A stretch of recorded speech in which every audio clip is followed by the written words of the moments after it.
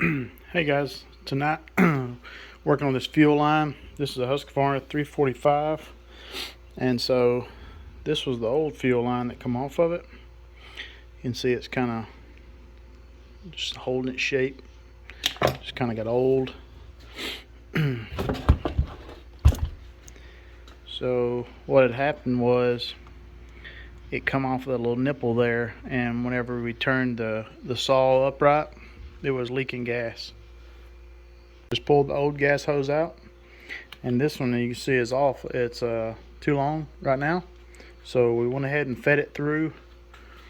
You just poke it right under that little black piece, and just kind of just feed it in, and then it'll come out right here, and just pull it through. And you have to maneuver it and get it on that onto that nipple pretty good. And I went ahead and pushed a little bit extra in there this time, because once the gas kind of works on that rubber a little bit, it's going to become stiff and it's going to shrink some, and you don't want to pull off again, so we'll leave a little bit extra.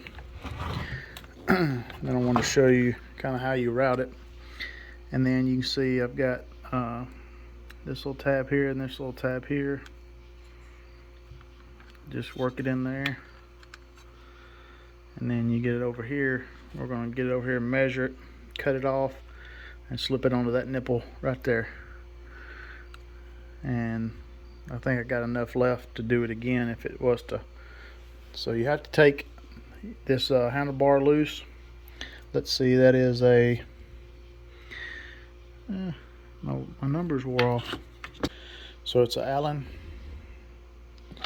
Take that off. Take this top cover off, and then we took the breather off. So this breather just sits on here, and you just twist it off. It locks in place, and you can get to your gas line.